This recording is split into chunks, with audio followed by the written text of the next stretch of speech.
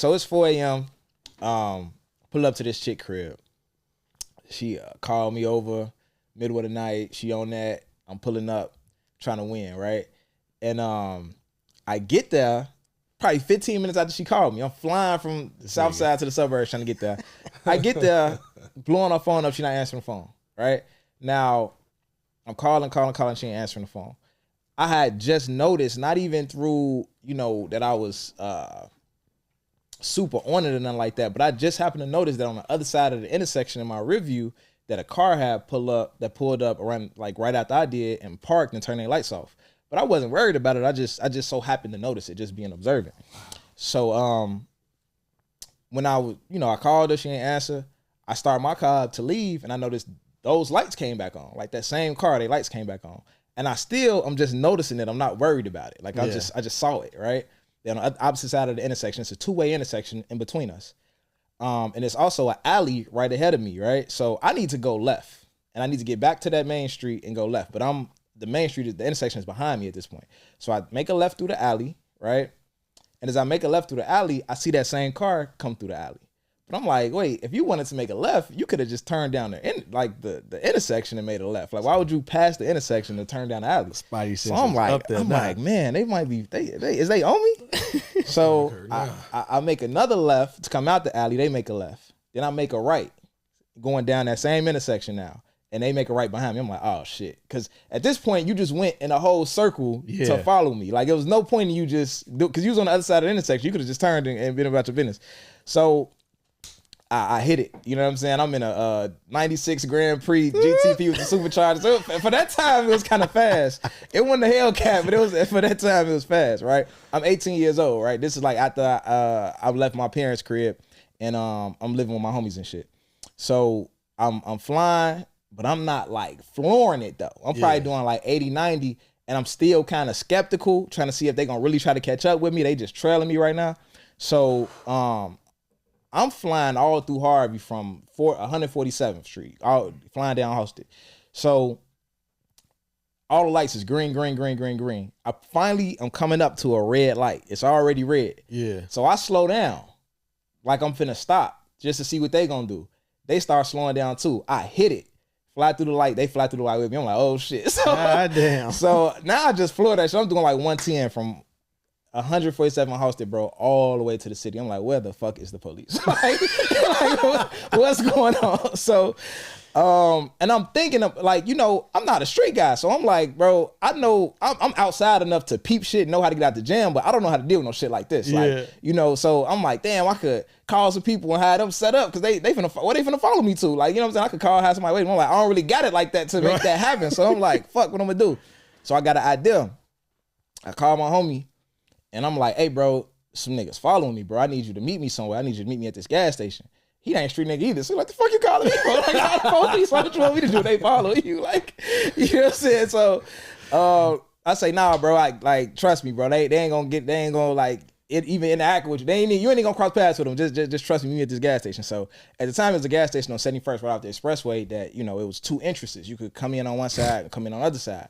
So I told him to pull up at that gas station.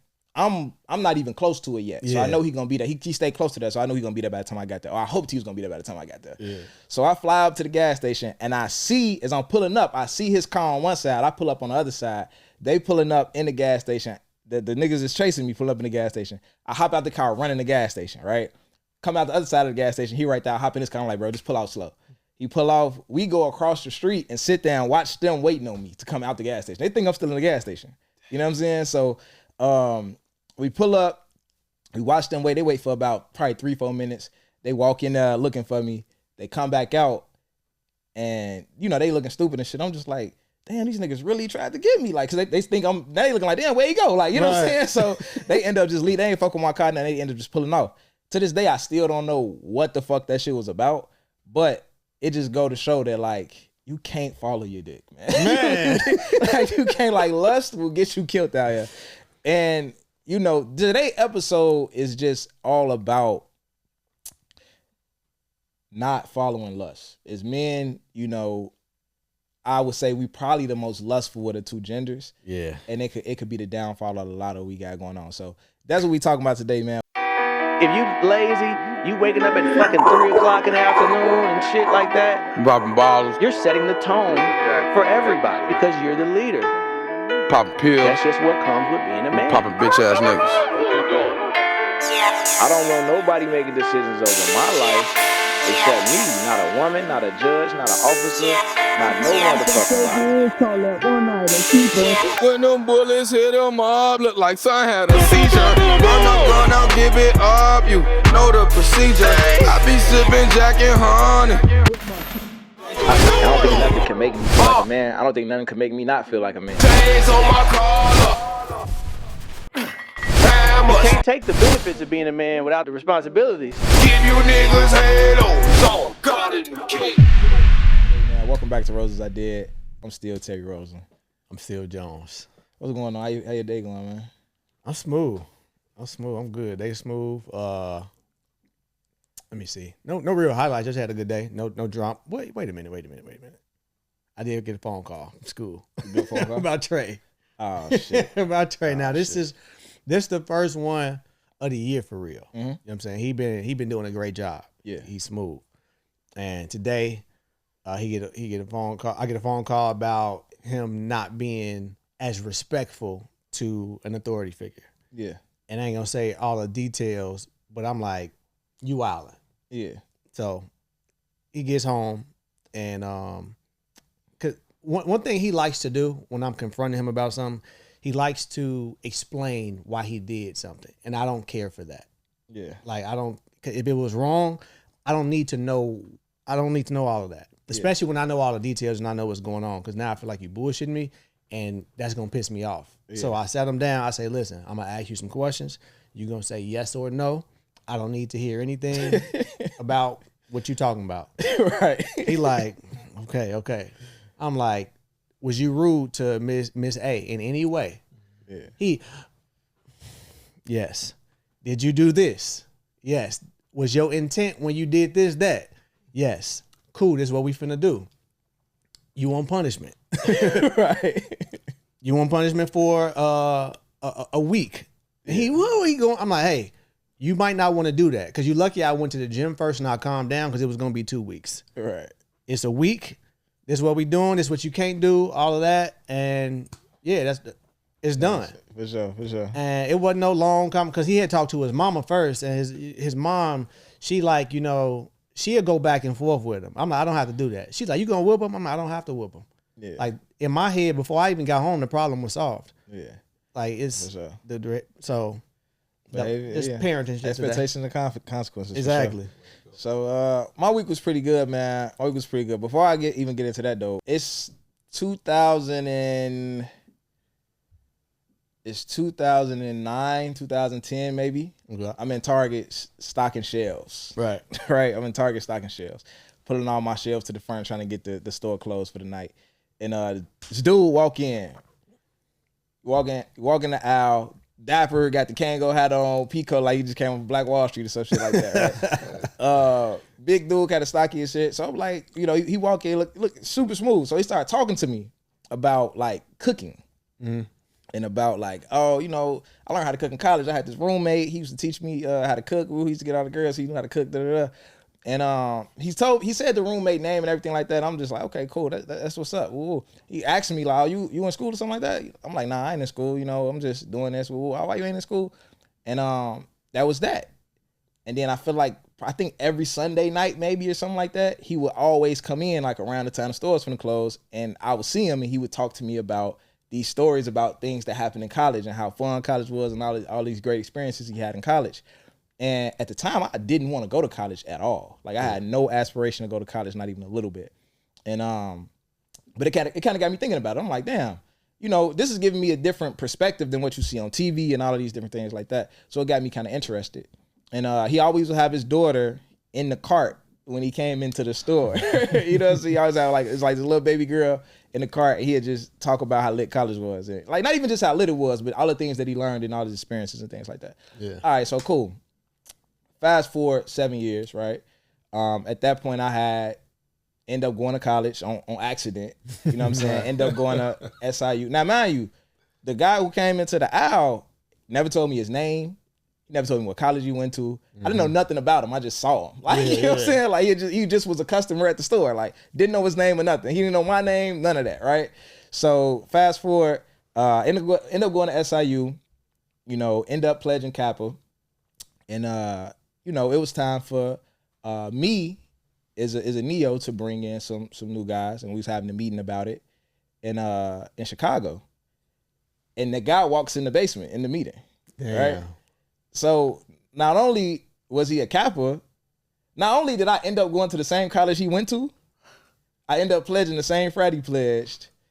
I ended up learning his name through pledging the flat out, saying his name, all that. And he walked in, I'm like, do you remember me? Like, and I told him the story. He like, wow, what the fuck? Like, crazy, bro. So that's who we got on the show today. God is good, man. Like, I guess, Bartel, you know, I appreciate you, man. I appreciate you. That was pivotal. That was pivotal, man. You know what's crazy? I didn't know any of this, obviously. Yeah. I literally just said when we was talking, when you're talking to somebody else, they might not see it right now, but we plant seeds.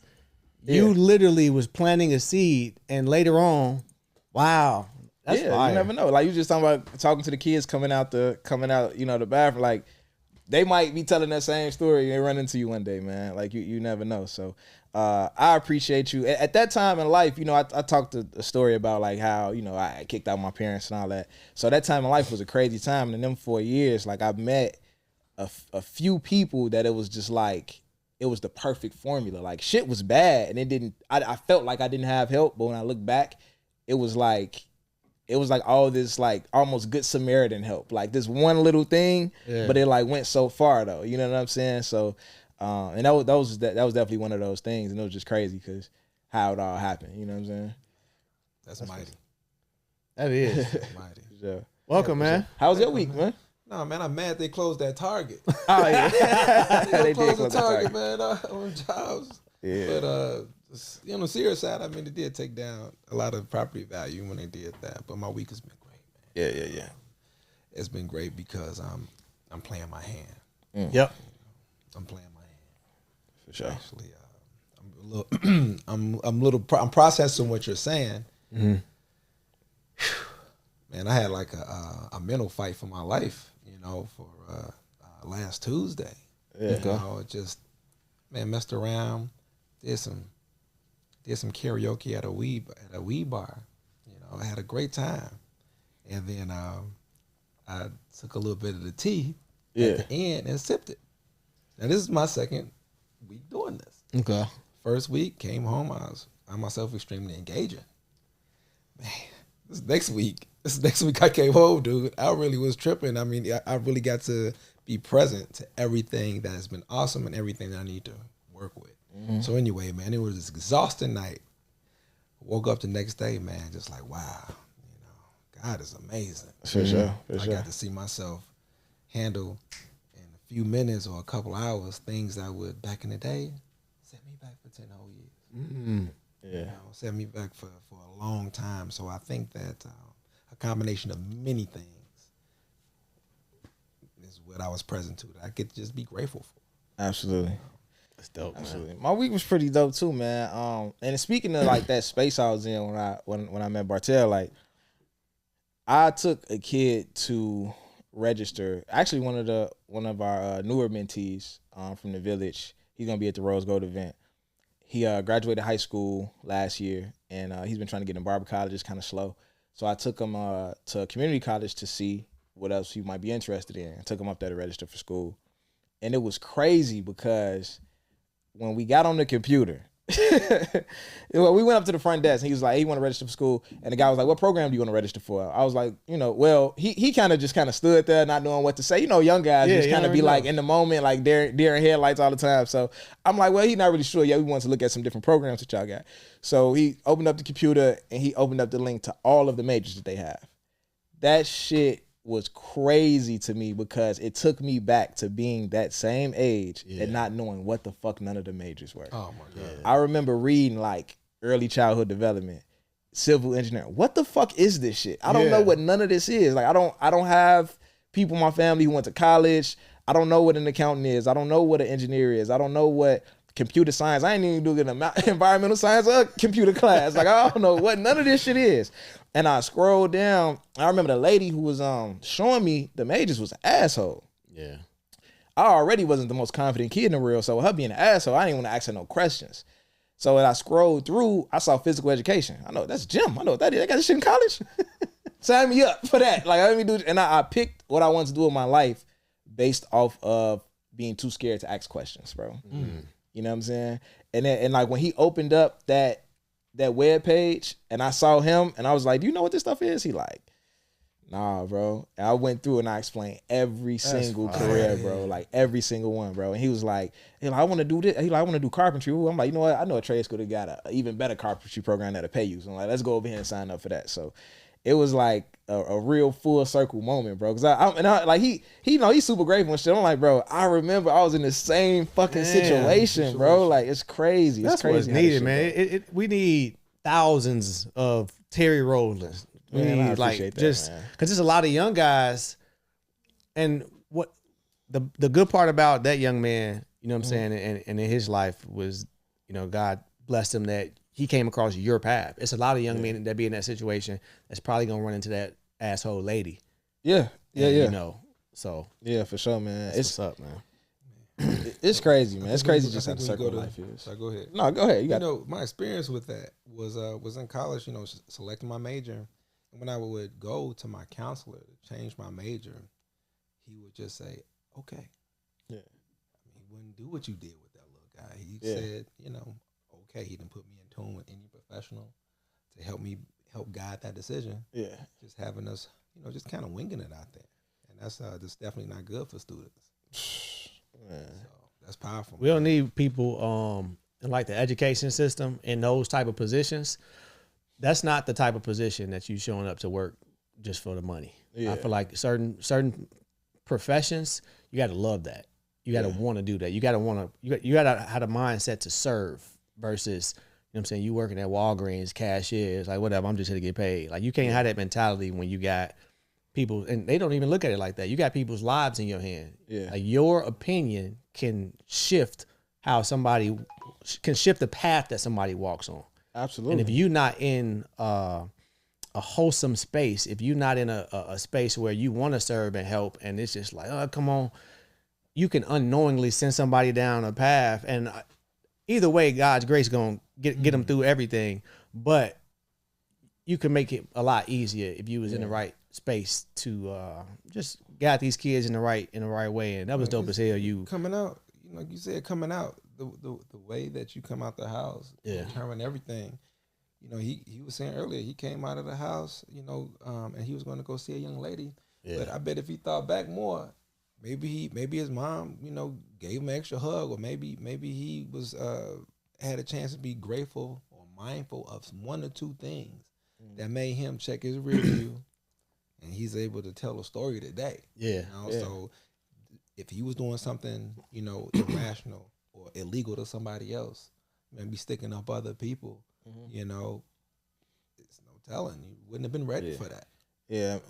And then my thing too is like, no, go back. And if you was thirsty, when old girl called you, you called from the car. Yeah. Believe it or not, is some of us young men, man, we just still got out the car to go knock on the door because we're so thirsty. Yeah. And that waiting on the porch. Right It'd been over with. Yeah. It could have been you right there in those seconds, but you know. Shoot. It's crazy. But it's so many young guys out here who, you know, in Chicago especially, we see these guys in the streets catching gun cases, stolen car cases back to back, all this crazy stuff going on.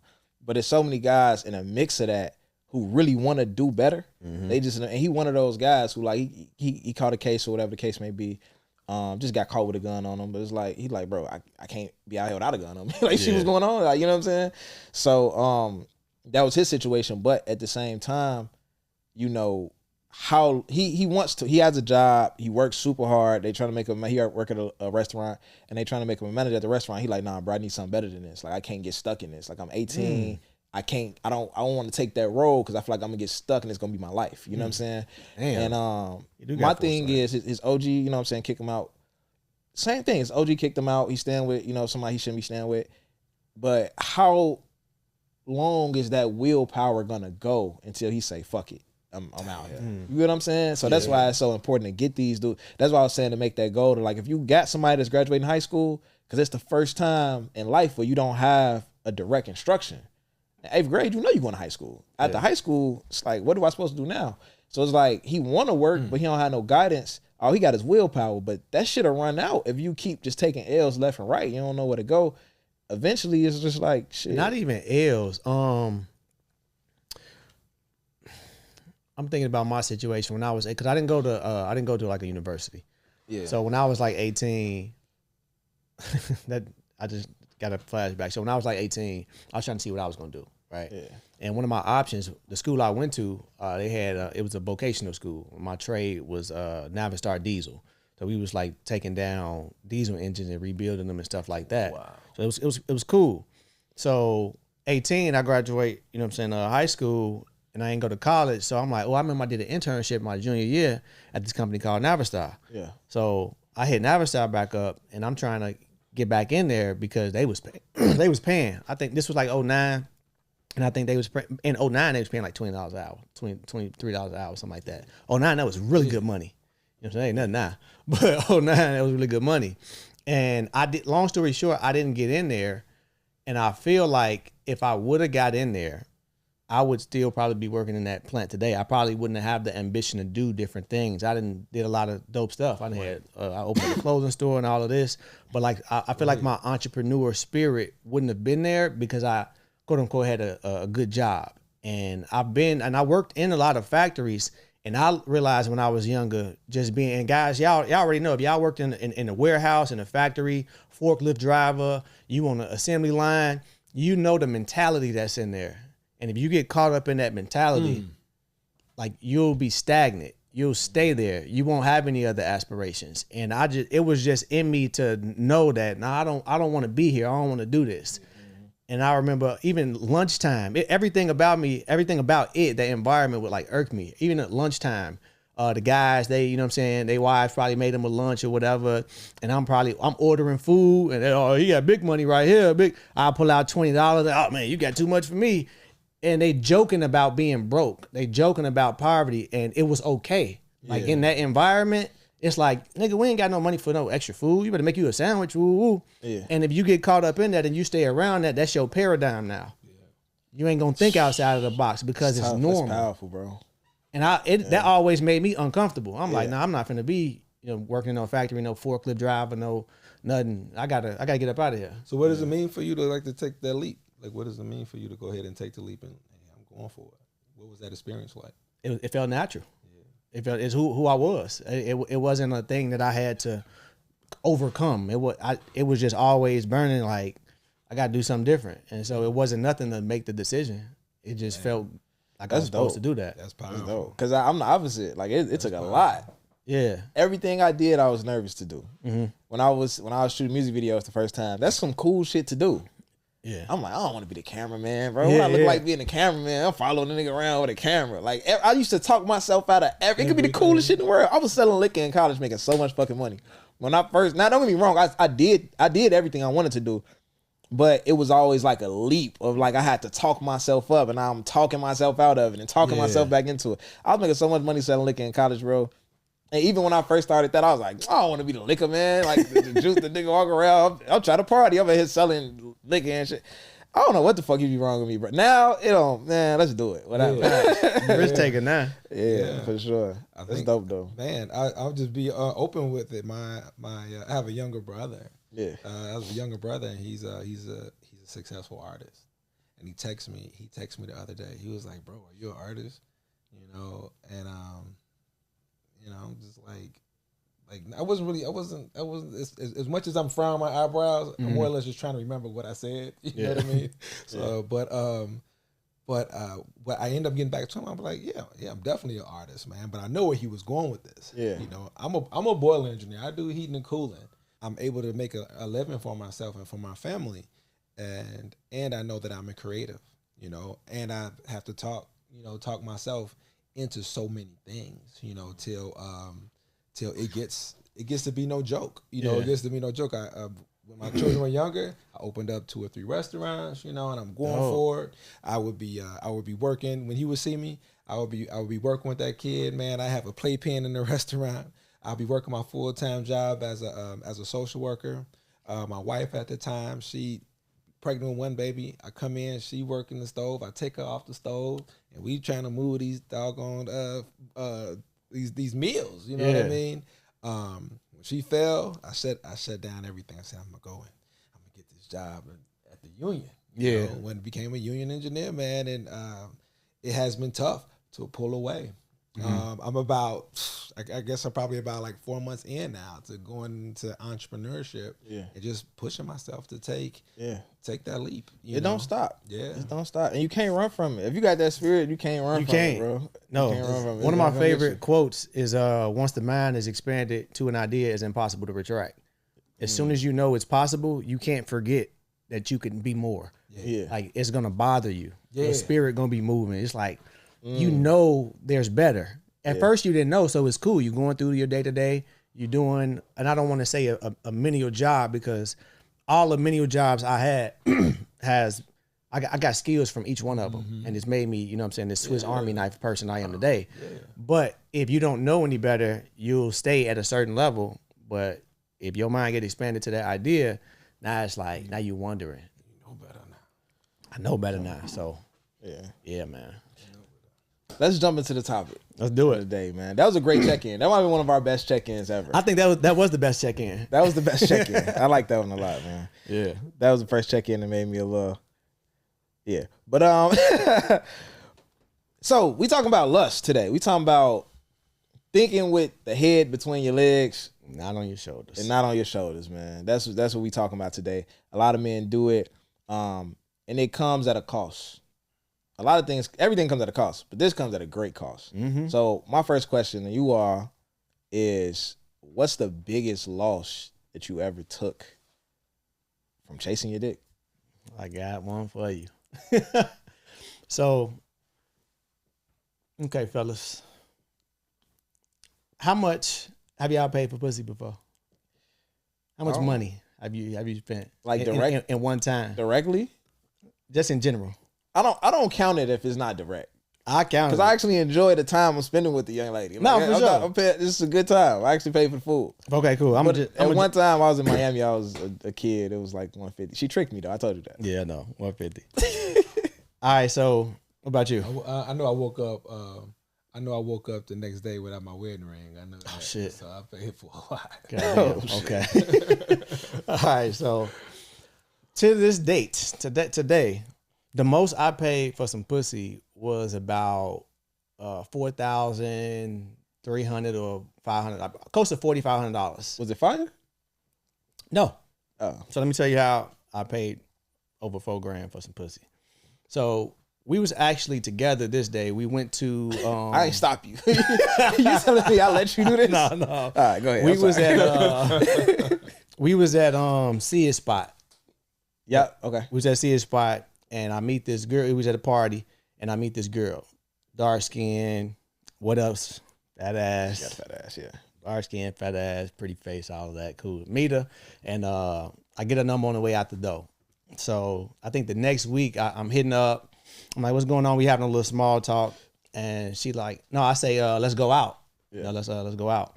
So she, cool, bet. So we go downtown, and she pull up looking good as hell. She knew what she was doing. She wore a nice tight, like, you know what I'm saying, kind of cotton type of dress. Ass was looking good, face was all shiny, like she was looking right. So we end up having a good night, right? Yeah. I have business to handle in the morning. You know, I know I had to get up early to go handle some business. And she like, you know what I'm saying, she wasn't ready to end the night or whatever. So thinking with my dick, I'm like, I'm getting, now this is, mind you, this is our first date too. Yeah. And I'm thinking with my dick, I'm like, and I also know that she feeling me like I'm feeling her. And I knew she wasn't trying to go home. So I'm like, shit, it's a room around the corner. I could grab that motherfucker and we could just, you know, kick it. The right thing to do would take my ass home. I got shit to do in the morning. Right. But that ass was nice. I've been there. So I booked the room and boom, I'm like, I bet. So follow me to the hotel. And it was probably maybe like 10 minutes away. So follow to the hotel. We pull up in front of the hotel and we park her car first. and I pull up in front of the hotel, and she walk in with me so we could check in. So I'm at the desk, lady, you know what I'm saying? How y'all doing? Ooh, lady knew what was going on. So I check in. I'm like, what was going on? right. So I check in. I'm like, all right, you go ahead, go upstairs. You know what I'm saying? Freshen up, whatever. I'm gonna go park my car. And the valet dude, I think it was closed or they wasn't there. So now I kind of circle the block. I'm downtown. Yeah. You know how parking is down there. Yeah. So I leave the hotel, and I'm in the middle of the street, and I pull up to a light, and somebody that was in front of me, they was tweaking. You know what I'm saying? They wouldn't move. And I'm low key, I'm like, I'm trying to get up there with shorty or whatever. Woo, woo. So the person in front of me tweaking, I'm like, man, get the fuck. I switch lanes, and as soon as I switch lanes, pow, yeah, motherfucker smack my shit. Yeah. I'm like, fuck. And I ain't gonna lie. I'm like, it was a fucking bad smack. Right. Nigga, I'm like, all right, I'm finna get up out of here. Fuck it. Right. I try to get up out of here. I hit the gas. I make a left turn. As I'm making a left turn, I'm not really going nowhere. Right. I'm like, fuck, what's going on? So I'm riding like this. Fuck so I pull over to the right. I get out the car. My entire right wheel is like flat. Like the wheel like this, it's like this. The axle broke, all of that shit. Yeah. I'm like, fuck. The dude pull up. It was a one of them black car drivers. Yeah. Or whatever. So we in that situation. I call shorty. Cause she calling me. She blowing my phone like, where you at? Woo woo. So long story short, she come down. There's a whole police, all that. We get the information, and motherfucker just drive off. All you do is trade insurance or whatever. So, but my car, dude, it wasn't shit wrong with his truck. Yeah. My whole shit fucked up. So we go back up. You know what I'm saying? I can't do nothing with my car. I got to get it towed. Yeah. And we go back up. She like, damn, blah, blah, blah. So we go back up to the room. Nigga, my dick was soft as hell. I ain't want to touch. I ain't even want no pussy at that point. Right. You know what I'm saying? So, and my insurance, this the thing. This is what I ended up paying about $4,500, right? My insurance, I had insurance for years on that truck. It was in December. It was around Christmas time. I'm like, man, I ain't paying this month. Or it was actually, no, it was around November. I think I stopped paying. I'm like, I'll renew it motherfucking January. Yeah. So at the time of the accident, I didn't have insurance. So Poke, shout out to Poke. I hit Poke up. He gave me all the thing. I paid like $4,500 out of my pocket. Yeah. To get the car fixed. And if I'd have just took my ass home, not being thirsty, thinking with my dick, I'd have then had $4,500 in my pocket. And that pussy wasn't worth $4,500. Was it good at all? I ain't hit that night. I was blue. I hit in the morning though, That's but still, powerful. I didn't even enjoy it then. That's powerful, man. And in that moment, you just not thinking. Yeah, you're just not thinking. You thinking you are, but with the wrong head. Absolutely. Man, it's amazing, man, how your dick can protect you. Mm-hmm. If you listen to it, it'll protect you. You know, you created a situation where it wouldn't work. And you got a chance to pay yourself $4,500 to stay up out of some bullshit, bro. Yeah, that's beautiful. You know, it's a little class. You pay the fee for, a little semester class, so you ain't got to have no more problems. Exactly. And it is, but also the important thing is when you do have a situation like it for me, like I just don't do that no more. I think shit through, and that was like a year and a half ago, 2 years ago. Yeah, so. There's a lot of situations in my life time where flying. I know. Time is flying. But there's a lot of situations in my life where, thinking with my dick, I probably ended up in situations like with Terry, especially younger. You know what I'm saying? These shorties living in different neighborhoods and shit. I got 3 of those stories. The setups, I got set up. I got out of the jam every time. But absolutely. I found myself, and I found myself as a dad now, as an older guy right now, still protected by my dick, man. Mm-hmm. As women that I meet, I'm wanting to be more responsible. Now I'm divorced, so I'm like, okay, I got an opportunity to meet, to be proactive about how I go out and meet sisters. Yeah, I get to choose to stay at home, chill. I get a chance to choose the level of beauty I want to go after and all of that, but I'm finding that I get a lot of protection because I feel like I'm coming I know I'm coming correct. I'm coming prayed up. I'm coming as best as I can. Yeah. And when it's something that's not right, when it's something that's not, there's someone that's not supposed to be in my life, it ain't going down. It ain't going down. I mean, and not even something to where like my daughter keep calling me or something like that, and then she blowing up my spot. Nah, it won't even come up, and not because I'm an old guy either. Now, so basically, what you saying like your gut, your intuition to tell you like this ain't it. Don't move forward. Yeah, and and all those prayers I was talking about earlier, I think it's like you put stuff in the bank. You know what I mean? Yeah. And even if now, if it's not, if it's not something that you're doing, it's probably a parent or, or just the fact that you all have something that you up to, you change your people's lives. Man, hey, the whole universe want to work on your behalf. Man, we talk about that all the time. But biggest loss, do you want to go next on that question? The biggest loss you ever got? The biggest loss you ever had from chasing your dick? Chasing my dick, man, probably my friends. Mm-hmm. So you lost a friend? Just losing friends by chasing my penis. I think that I would have to like reel it back in order to give. It's hard to give a direct answer about it. I came up with all types of childhood trauma. So I think probably my biggest loss. I wish I had something funny and neat. And I would say, just friends, man, sisters that we probably would be cool today. Not so much because I was chasing them with my dick, because I gave them what they wanted. Yeah. In situations like, hey, we was cool. Yeah. You came over on a day a little hot, and because I gave in, now we ain't even cool no more. Yeah. So I think that it's important for me as a person that has like dominion over and discipline in my life. It's up to me to spoon feed people what's mine, my conversation, my time, and in this case, my penis. It's up to me, because if I'm willingly do your will, you know what I mean, and my life is not fulfilled, I'm not able to do my part in our friendship.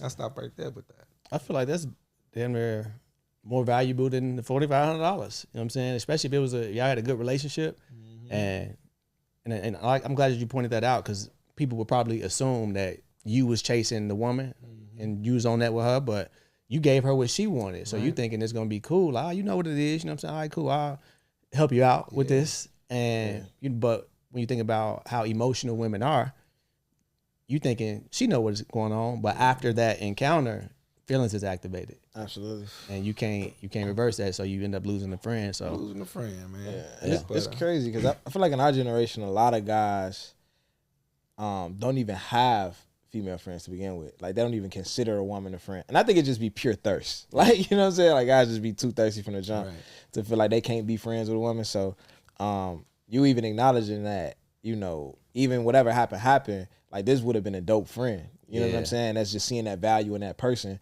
Even though things didn't go the way they should have went, it's just being able to see that value. I think a lot of like young guys is missing that. You know what I'm saying? Our generation not getting that right. I think it might be even worse with the younger guys. You know what I'm saying?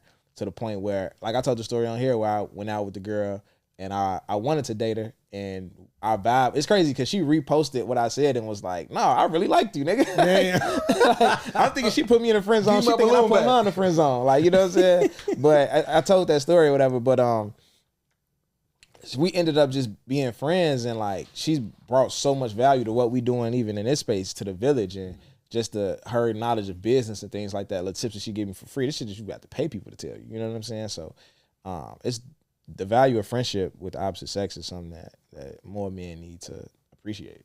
Mm-hmm. Especially like, I forgot where I heard it from. Wanted to get him the credit, but it was this guy. He said, if you want to get ahead, you got to start friend zoning more women, and not necessarily like not in a rude way, but sometimes like it's the 6 degrees of separation. Like, especially if she's a beautiful woman, she knows powerful men most likely, and if you chasing after her to get a nut off, and now y'all not cool no more, she possibly could have introduced you to somebody in her network that could have changed your life. You know what I'm saying? In a financial aspect or in a networking aspect or whatever the case may be. So not objectifying women and looking at them as assets and not just, you know, I want to fuck. Yeah. They bring so much value. That's why they're so important in our lives, like as wives, as girlfriends, because they bring so much value. Yeah. And since she's not already your woman, you don't even see her as what you don't think that you can get that same value through a friendship outside of her being your woman and getting that value. You can get that same value just with her caring about you as a friend, and you know, so absolutely. I'll say my biggest loss is what I'm looking for right now, like family. Like I want to start a family. We talk about wanting to be husbands, want to be married, want to have a family, and I had that at a point. You know what I'm saying? That's the track I was on when Carter came. That was the situation. I was still in college, and I was wilding the fuck out.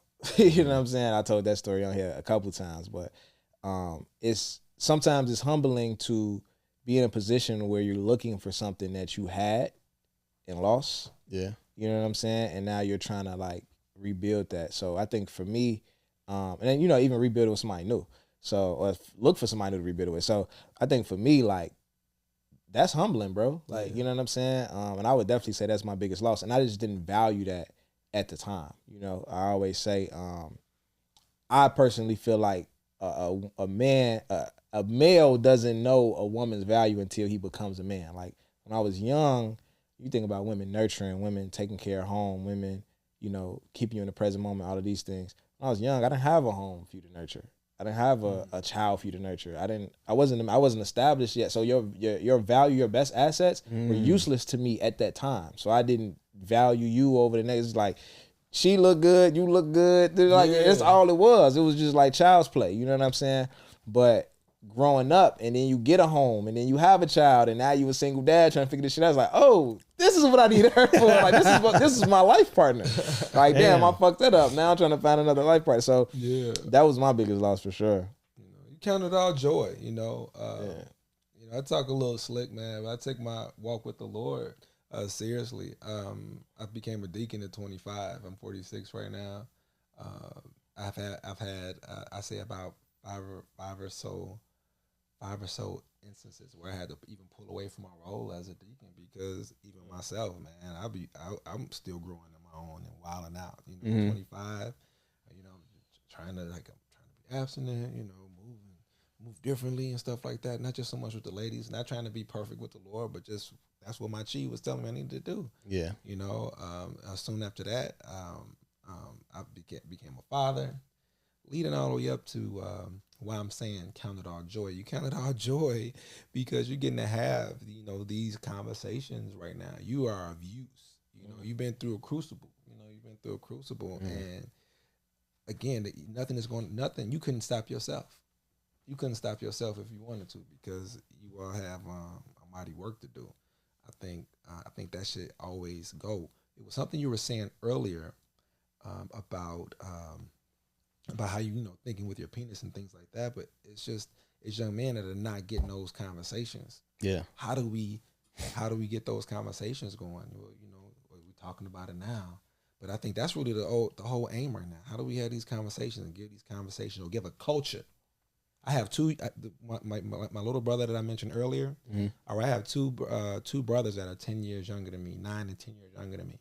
Both of them were 18 when they first had sex. Now, they some smooth dudes, and they done went out and had some, you know, good times and things like that. But they were confident when they were still virgins at 15 and 16 and 17 years old. One of my older cousins that came in the kitchen one time. My little brother B, I'll just say B for right now, and B was 15, and my cousin was like, "Man, you still a virgin? What?" Oh my God! And the older like, cousins, man. Man. Was he from Detroit? Right. You know, it's a little south of Detroit. You know, and this dude, you know, said that I was cool. I didn't have to say nothing. My little brother, like, I mean, I'm good though, and he keep somebody cute, quality, coming about right now. Because sometimes, you know, them baddies, they be looking to see who your track record is anyway. And if you just been, you know, just going around with anything, they may judge you on that. But both of my little brothers, they keep quality women around them, and they both was 18. You know, that wasn't the case. I was like 15 years old, you know, doing that, and it wasn't nobody to help me mitigate all that urge. You know what I mean? But you having talks with these young cats and direction, you know, you can help somebody not have the same problem as you had. You know, when you go back to, you say you were 25, you was a deacon, and then you kind of scaled back because I'm a 25-year-old young man, and you know, I was there 10 years ago. So and I get it. But with you having that position, tell me about you trying to be abstinent and your struggles with that. I think yeah, man. It was like, I was like, you know what? Something came over me. I'm gonna go a whole year, man. I'm just like, I ain't gonna do nothing. Yeah. I'm good, you know. 3-4 months come, man. I'm sitting up here. I'm meeting sisters. I'm like, you know, hanging out, going to eat, and things like that. So let me really get in this moment, man, because I don't want it to be like this comical thing, you know, because it was special. I started seeing I was gonna have children. I started like really, like vision starts coming. And the thing is, when you're fasting on food or you're fasting on feeling, you get revelation, you get vision. Yeah. You know, this is something that I'm seeing as like fact right now, you know. So when you fast and you deny yourself, you get a chance to like ask some questions, like, and answer some questions. Why am I not having sex? Well, because of these things, your goals start showing up. Premonition stuff. Men go with premonition. You know, women, they go a lot of times with intuition, and men go with premonition. You seeing into the future, you know, and just start showing up, you know. What I was doing my travels, man. I was traveling back and forth to Africa at the time, you know. I mean, it was a lot was going on. As I was working to be abstinent, to see, it's coming right now. I would be traveling, man. I was getting pulled off of buses, doing coup d'etats in different countries by soldiers. Police officers in other countries would stop me at the military checkpoints and things like that, take me off other vehicles, go through my bags and things. I would be in the city. I would be like in cities and villages, but in the cities and things like that, I would find myself meeting powerful people, amazing people in these countries because I was sober and practicing abstinence. Right? Gotta watch my words. I don't want to stress nobody out. I want to give. You know what I mean? Speak. And because I'm a male, and because I love, you know, a found woman. You know, I would find like these little, I would find these little times in my life where like I'm like, damn, nigga, I need some head. Like, damn, I need some. I want to squeeze on the booty or something like that. So I don't want to give y'all a guru or perfect look of myself. I'm just telling you that the periods that this would take place, you know, I was always protected. Just like, you know, you was protected, you know, just like you end up being protected. Yeah. Y'all saying it, I'm just saying it in my way. You know, you don't necessarily have to institute abstinence per se, but you still have to pay another type of cost. Smack, my car. You know what I'm saying? Bam, some cash. You know what I mean? I think that it goes hand in hand. That if you what's the cost of being divine? Something, you know what I mean? Yeah. That'd be a whole nother conversation. But going back to the abstinence, man, it would be when the urge would come, I would find myself exercising. Yeah. I would find myself writing. I would find myself out active with the fellas, chilling with my dad, you know, giving my little brothers the hard times. My jokes was a little funnier because I'd be roasting one of them, you know. But you find that you make more I was more available to my grandmother, you know. So what's funny is what ended up coming from that is my first inception of something called the booty boycott. The booty boycott is a movement that I began, and the booty boycott ended up. I said, you know what, this is a lot that I'm doing. So I don't want to just unpack all this on people. So I'm like, no sex on the weekends. No sex on the weekends. What would happen if you ain't had sex? No sex on the weekend. Monday through Thursday. If you can't get laid Monday through Thursday, you got to wait till next week. Okay. So on the weekends, what do? I'm looking at how my sisters are suffering. I'm looking at how we following our dicks and shit like that. I'm like, man, what do you do? On the weekends, you don't get laid. You have better dates. You're going out somewhere. You're not laying up in the bed all weekend. Then it was like, okay, what else need to happen? Around that time, prior to 25, I started making sure those same little brothers, my cousin that they met their cousin, I'll be taking them to the beach. You know, I had this little minivan, man. We would pilot, they go to the beach, we go to Great America, go to the zoo. To this day, those cousins are tight. Yeah. You see what I'm saying? Yeah. We planted those seeds that you were saying earlier. So I'm like, all right, so when you're doing a booty boycott, you got job applications that you need to be filling out. You got business plans you could be writing. Give yourself a time frame. Okay, it's going to take me this amount. For the next 6 weeks, I'm not getting laid on the weekend. If I can get the 30-minute shot or 15, 2-minute shot during the week, I'm next week. Yeah. So I went hard for that for a time. I actually, by this time, I'm a father. These ideas are still holding true. The booty boycott idea is really hitting, man. Steve Harvey, he made some jokes about it on maybe like 13, 14 seconds of jokes. Him and nephew Tommy when I wrote to him about it. But they got back to me the next day on the radio. That's dope. I'm gonna have to table that, but just to let y'all know, you know, I got on some bullshit. You know what I mean? But I came back again, and I'm starting on the booty boycott again. And I just need people to know, like, there are ways that you can mitigate incrementally, set yourself up for spiritual success, for mental health, by putting the brakes on yourself for a time period. You don't got to go so hard and so forever if that's not your makeup. Yeah. I think one thing for me that was a great turning point in me becoming less lustful, more responsible, and not following my dick was becoming more purpose-filled. That shit sounds very cliche. So I'll put it like this. Yeah. Around 2020, when we start really taking podcasting serious and people start, you know, reaching out, saying certain things were helpful and taking things away from the show that, you know, and it felt more meaningful, not just entertaining a little bit.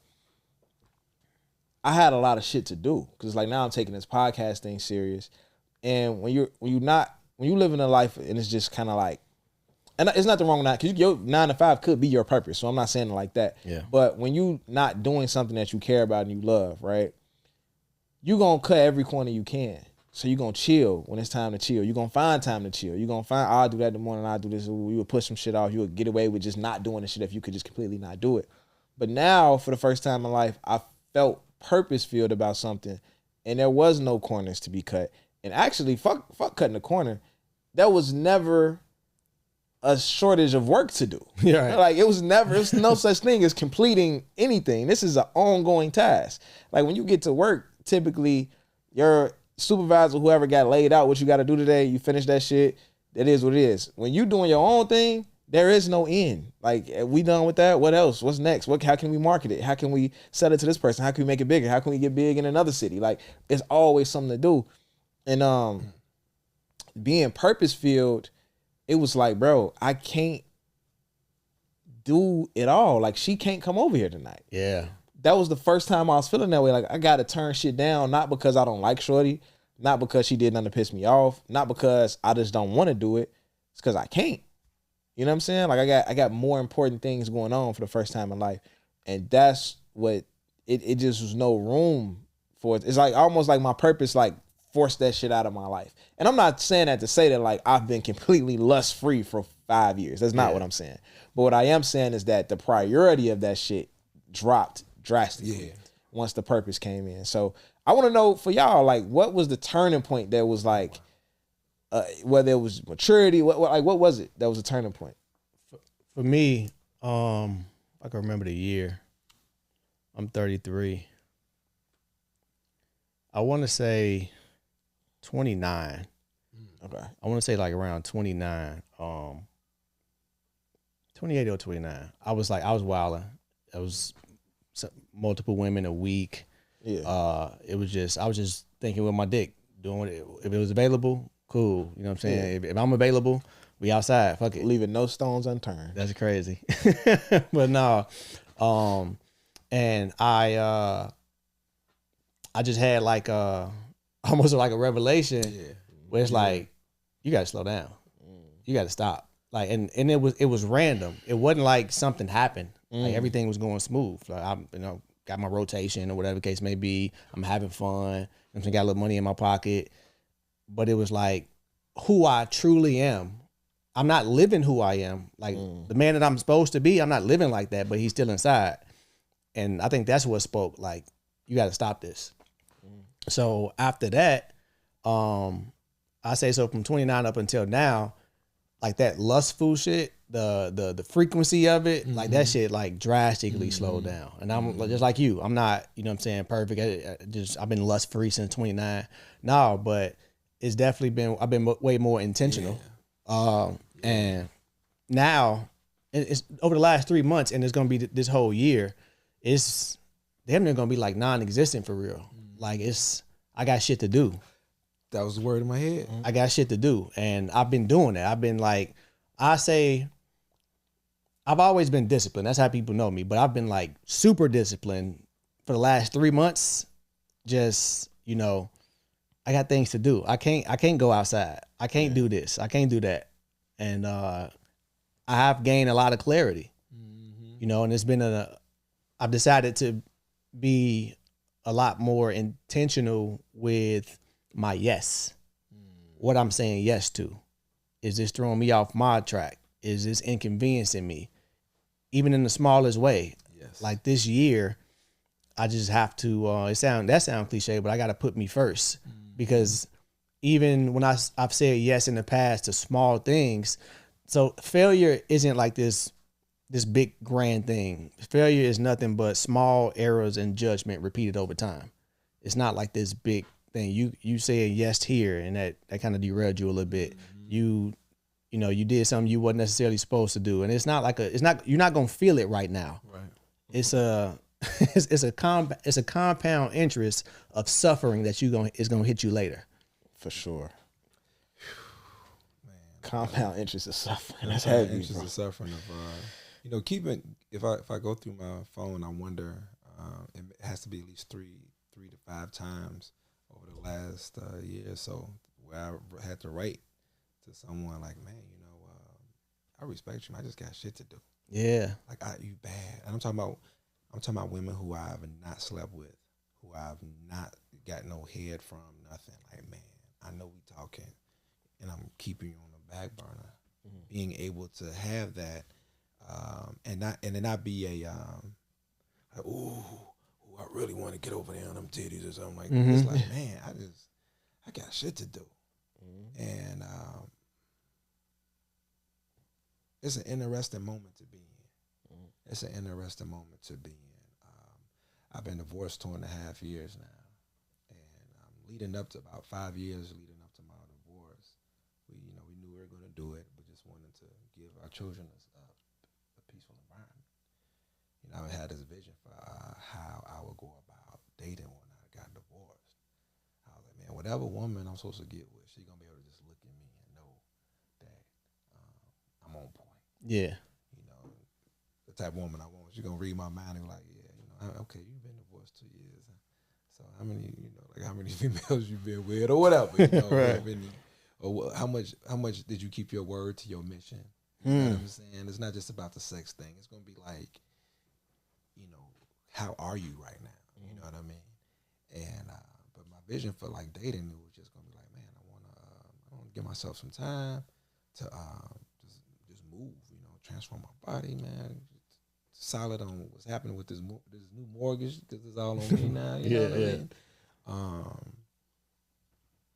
Of course, I can go off into even my my relationship with the Lord, what my kids are doing, but like I feel pretty darn good about how I'm dealing with women right now. I don't have the big issue at this point with a lot of lust because I just seen what the loss. I've seen what loss has come Man. over the decades from it, but I also seen the protection at this one point in time when I wasn't doing what I was supposed to do in my marriage, man. At one point in time, I wasn't doing what I was supposed to be doing in my marriage. I had lost so much money, like $31,000 just went away from my bank account. And I was never at that time, I was never a person that just, was spending cash on women. Mm-hmm. I was trying to open up a business. It was flopping. I'm trying to go take these trainings and do these different things. But because I was over here doing things that was out of my personal divinity, I watched that money just go. Mm-hmm. You was out of alignment. And I was out of alignment. But I look at that cost, and that's why I mentioned your 4,500. I looked at that cost, and it didn't take me a long time. Yeah. I'm talking about, it didn't take me a long time to realize, I'm like, you know what? I could have bought my building twice over with that. Damn. Goodness gracious. When you started counting that money you fucked over, what you could have did with it, that shit hurt. But when I look at what was about to happen to me, Yeah. had I been on keep doing the little slick stuff that I was doing, man, I might have been paying one of my limbs, maybe probably not my life, but I might have been paying. It could have been like a bloody or bad situation I was swimming in. So because I'm somebody that that God favors, I know it along with the pain and the real of it. Because I'm somebody that is the father of 3 amazing children. Go ahead, man. Thank you for taking that money, getting me off that BS. Yeah. Thank you. And I it didn't take me long to be thankful about that. I'm talking about like within some weeks or whatever, you know what I mean? But it's here it is now, 2025? That era was 2012, But we just we play the hand and we just keep moving. Yeah. You keep moving. You're lucky to be able to talk about it and teach somebody else. Gotcha. So this is the last talking point I want to get to with this whole lust thing, right? Mm-hmm. I was talking about how purpose can push lust out, and it could push a lot of bullshit out of your life. Yeah. But another thing I think that can't coincide with lust is logic, right? So if you ask most people who's the most logical gender, they're gonna say men. You ask people who's the most lustful gender, probably also men. Yeah. But we know that lust and logic, that shit don't really go together. That's an oxymoron. So I feel like, a lot of times we have these these ideas in society that we throw out there. Women are emotional, and none of that shit is a perfect fit for nobody. Individuals are individuals. That's why I always push. When I was on here saying women not emotionally intelligent, they're just emotional, I think they assumed that I was trying to say men were. And that's not what I was saying. Yeah. You know what I'm saying? It's just a select population of people that are emotionally intelligent. But I think a lot of us move off of emotion, and lust is part of that. Yeah. You know what I'm saying? And I think if we know that men are lustful, why are we, what's the balance with that? Like, are men actually more logical? Are we actually, we out here lustful thinking what our dicks and shit like that? Men, no. No. The simple answer is no. And to your point, men and women, between the two of us, nobody's more emotionally intelligent than the other. Yeah. It's definitely a healthy balance, especially when it comes to lust. If we so logical, right? Logic tells me to go home because I got things to do in the morning. Absolutely. It makes sense. It's not a hard equation. It's not, calculus. I think go home. You got something to do. But lust, since when we say the word emotion or emotional, we equate it to sadness or, vulnerability. Yeah. But lust is also a strong emotion. And it's louder than logic. It is. Way louder. Like, I know what I'm supposed to do, but this emotion I'm feeling is so strong, I'm going to negate my responsibilities and chase this because in this moment, this makes sense. Logic could tell you, don't let that girl spend the night. You barely know her. She'll set you the fuck up and rob you. Logic could tell you, put a condom on. You don't know her. She could give you a fucking disease or keep your kid and she don't even know your fucking real name or last name. Jesus. You know what I'm saying? Like logic could tell you not to do a lot of the shit that we do on the regular without second thinking. Yeah, when lust meet logic, you get justification. That's good. That's a good one. So you go ahead. It's like, man, I mean, the condom's still in my back pocket, and you going in. You know what I'm saying? Or you supposed to drop off, but it's for some reason she end up in when lust meet logic. You know, Justification. you said you talked about how favored you were. Yes, sir. Right. And I see myself exactly like that. When I think about all the risk I've taken with women since from 18 till now, right? Think about it, 18 to 29. Like, 'cause 29 is when it kind of like, you know, let me slow the fuck down. But from 18, let's just say from 18 to 29, moving wild, right? And I think back, I didn't notice this then, of course, but I think back of all the situations I've been in, all of the pregnancy that could have happened, or the pregnancy scares, or the STD and all of that. And I think back to that, I'm like, dang, I didn't deal with none of that. You know what I'm saying? I didn't, based off of my actions and where I am today, that's grace. I'm favored. I didn't, because a lot of guys, they don't come out, you know what I'm saying, like that. But the purpose that I feel like I have for myself, and, you know, God's purpose for me, that was just him protecting me. God protects babies and fools. And I was a fool from 18 to 29. And you don't know what you don't know. And, you know, God, he's the orchestrator, director, all of this. And he see me moving how I'm moving. And I can just see it. He brought this boy, let me go ahead and bail him out again. Let me bail him out again. This girl got AIDS. He don't even fucking know. Yeah. Like, let me derail that situation. Yeah. Let me, oh, she can't link with you tonight. Yeah. I'm thirsty. I'm a young nigga trying to get some pussy. Yeah. And I've just been protected all of this time. Yeah, man. And man, just that grace and favor, it's that's amazing. And all you can do now is do things that give him the glory. Mm-hmm. I think that's what I know to do. You know what I mean? I don't know everything, but I know, and that's what I know to do, man. One more thing about abstinence, right? You did when you was talking about your journey.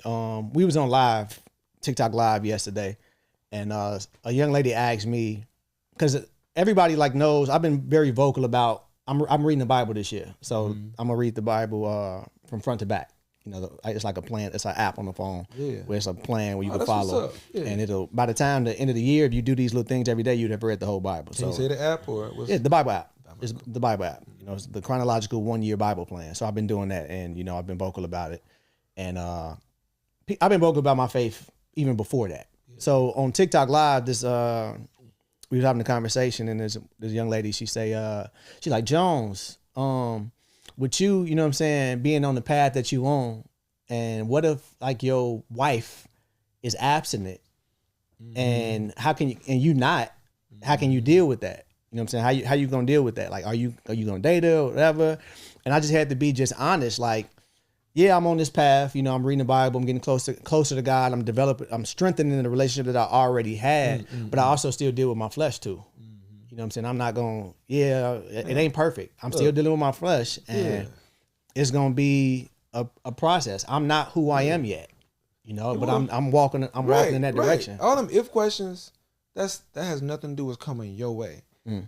When as I look at this dating span that I'm giving myself before I start looking to get married again, I'm like, man, if I meet the woman of my dreams right now, I'm like, listen, I got shit to do. Yeah, you see what I'm saying? It ain't no ifs. It's not no ifs, because this is the plan that I set out as a male. This is what my brain, this is what my soul, this is what my meditation has arrived with. This is what my fasting on Wednesdays, week after week after week, is arriving me at. So when none of them ifs is ever gonna come. You see what I mean? So somebody who asked that question, they not bad people or nothing like that. I was gonna say, get behind me, Satan. But it's like they're just asking what they think that they need to ask to see if it's a loophole or any justification. You know, we don't even gotta study why they ask them questions. Yeah. The answer is it ain't no ifs. Facts. It don't happen like that. And I just feel very sure in it. So because you're supposed to win, you setting yourself up for the win, and it's only gonna be that. I'm in a super similar space. I've had to do this multiple times this year. It's only been 2 weeks. But I've had like women reach out to me, you know, just shooting a shot or whatever the case may be, and they look nice. Yeah. In my type. Man, women is an amazing invention, man. You hear me? Yeah, man. And I ain't gonna lie, like this is one of the first times where, you know, in the dough, I'm like, listen, I can't provide you with what you need. And you don't even you need just communication right now. We getting to know each other. I can't give you that. I can't give you none of the stuff. I know what comes with dating. I can't do any of that right now. I got shit to do. I know what I'm supposed to do. And it was this one girl, she cold, but I'm like, I gotta lock in right now. You know what's crazy? I think, and I'm not saying this to devalue women in any way, but I'm gonna say this: there is no shortage of beautiful women out here At all. Not to say that this woman don't have value; they all have value. The thing is, you can't redeem that value if you can't match the value anyway. I redeem the value if you can't match the value. Okay. You can't. So you got to do the work that you got to do at the end of the day. You know what I'm saying? You could deal with her, but the actual value, you can't, you know, you got sex with her, you can take on dates, you can do this, you can do that. But when you talk about that long-term relationship and getting the best out of her and giving her your best, that's not going to happen anyway if you're not in the right space. For sure. So I think it's just be patient. You know what I'm saying? Just be patient. And they go to myself too. I'm talking to me as well. Yeah. So. But this time around is easy. Like how you said, at first, like let's say some years ago, it'd be like, all right, I'm gonna we can mess around the woo. But when you calculate the losses that you've taken from saying yes, from going off the path, because I've been in this space before where like, all right, I'm finna lock in. I ain't finna do none of that bullshit, woo, blah, blah. And then I meet a woman who I think, I'm like, man, you know, if it's a good woman, she can, you know, come along the journey route. I've been down that road, you know what I'm saying? And I don't think guys in the moment or at all really realize what comes with dating and relationships at our age. It's not it's not that casual of an experience anymore. You know what I'm saying? Especially if you a stand-up dude and you do want to court a woman and you do want to do these things, that requires a lot. And if you not both feet on the ground, if you're not where you want to be, that can derail you. It can derail you. And if you think about it, if you got like a budget, you know what I'm saying? If you got a budget and you talk about, you know, I can't be going on dates like that. Yeah. If you do start going on these dates, let's say $150 here, $250 there, over the course of a year, if you were to really kept track and added that shit up, you'd be like, what the fuck? And then check this out. You start like this, you start dating in January, December get here, you didn't fuck around and spent $15,000 over the course of the year in dates, and you single at the end of the fucking year. You ain't got nobody. What story of my life? What's it been for me? 2018? 2025? God damn. And look, and think about it. Now we grown. We talking about trips too. Yeah, man. You know what I'm saying? Don't do a trip. That's that's 3,000 off top. Yeah. You got AMP? Yeah. Man's perspective. For sure. Okay, so value. God bless you. Would y'all agree that value is subjective? God bless you. Yeah. Bless My you. bad, gang. You good? Terry Rose. Damn. But yeah, would y'all Start agree? All right. Would y'all agree that value is subjective? Yeah. Yeah. So I've seen and heard plenty of times on the internet, like, let's say if somebody leaves somebody else's life, right? As far as in a relationship, and a woman or a man, like, oh, you just missed the best thing. You know what I'm saying? You missing out. You just took a loss or whatever the case may be. And you could very much feel that way. But if the other person doesn't see you as valuable, they don't look at it as they took a loss. Right. Like, it's just, I'm just whatever. It's almost like if I tell you, like, this gallon of water, you know what I'm saying? I place a lot of value on this. This is sentimental to me. Yeah. And I offer it to you, and I'm cool. Nigga, you tweaking. Like, this is gonna change your life. Woo, and you just like, okay, yeah, like, I'm cool. So when people, like, you know, walk out of your life or walk away. If situations end, you can't look at it as they missing out, because if they felt like they was missing out, they would be there. Like they would hold on to that value. So if they could walk away, you know what I'm saying, they probably don't see that value. Yeah. Absolutely. All right. My advice for boy moms today. This is one of my closing segments. My advice for boy moms today is to have that birds and bees conversation early. The reason why I say to have it early is because this generation of kids have access to everything way earlier than we did. They have the internet, they have cell phones. So it's probably nothing that you could tell them that they don't know by the age of 11, right?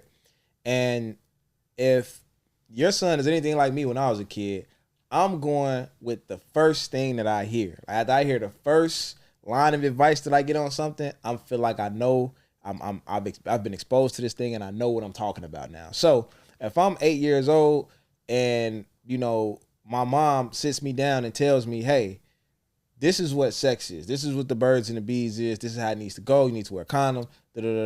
Cool. I know that now. Fast forward 3 years, my friends come try to tell me, oh yeah, woo, you don't gotta wear no condom. Oh nah, y'all tweaking. Like I've been through this. Y'all tripping. But say it's the reverse. Let's say I'm 8 years old and my 14-year-old cousin come tell me about sex. He come tell me I don't gotta wear a condom. He come tell me that, you know, girls can't get pregnant if they on top and all this other shit.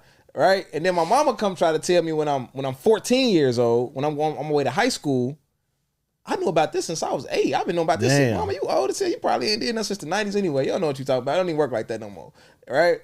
So have that conversation with your sons early, because this generation of kids are so much more exposed earlier to things, and they need the guidance on it before they are already misguided. You know what I'm saying? So it's my advice for boy moms. Go ahead. He just said my advice to boy moms. Yeah. So I didn't grow up with my mom. Yeah. And I might have been about, I think I was about 35. I was about 35 or 37, something like that. And, you know, she had been coming around a lot more. My children would see her more in a week than I would see her in a couple of years, right? She said, I came in the door, boy, my mom, she real vocal, kind of hood. And I came through the door of the house and she was already there. And she looked at me, she was like, boy, she was like, you a hunk. You know? She was like, you a hunk. I was like, man.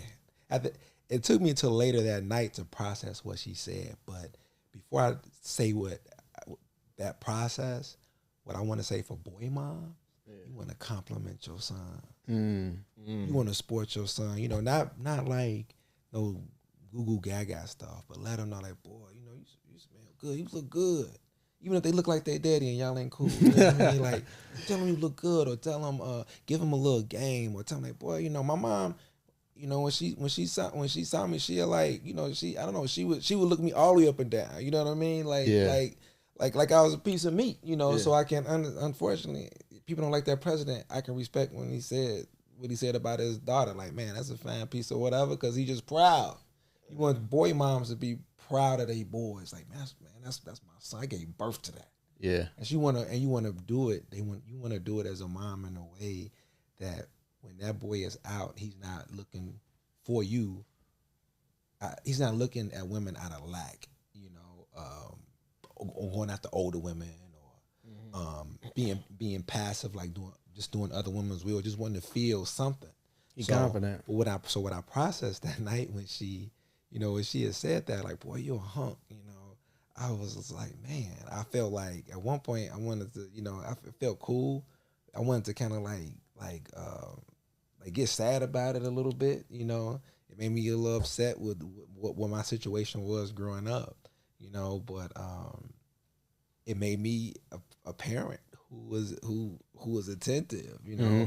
You know, I see my kids and I'm like, man, girl, you look good. You know, I'm like, it was like, dang, you look so freaking good right now, you know? Yeah. And if the other one is standing over there, the other one is sitting over there, I'm not just going to get the other one a compliment just because I gave that one a compliment. Yeah. You know what I'm saying? It's like, and it's not, you know, it's just on this moment. It's your moment. And they appreciate each other that much more. They're not in competition. Yeah. Like, damn, girl, you do look good. I like that. You know, girl, that's your calves. You got nice ankles, eyes, whatever. pay attention to the small details of your kids or your son. Yeah. You got a boy. Look at that little mustache, boy. What whatever, however she That's has real, to do man. it, man. Women have so much power. Bruh. Women have so much power, and unfortunately, we creating we all together, men and women together, black men and black women together. We're creating this platform for a lot of sisters to start going crazy. Yeah. By being single and not knowing how to express themselves. The enemy does not want us to have a voice. So once that mother gripped, working, feeling they gotta do like protect their sons or feeling they gotta do these other things. But women, use your voice to tell your son that he is divine and he will give you heaps and heaps and heaps back. Absolutely. You just made. I'm gonna call my auntie tomorrow. Every time my auntie is on the phone with my mama or if I talk to her, literally every time she'll get in the camera.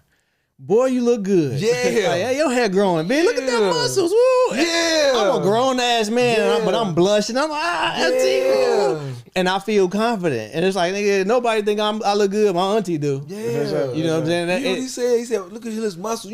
Look at his muscles. Point out the thing that makes your son a male. Point out his mustache. Point out, you say his muscles, his clothes. Man, I like the way you talk to your boys. I see you telling them, like, don't sit on this part of the couch. I see, like, let him know you paying attention. That's great advice, man. That's dope. Please, boy moms.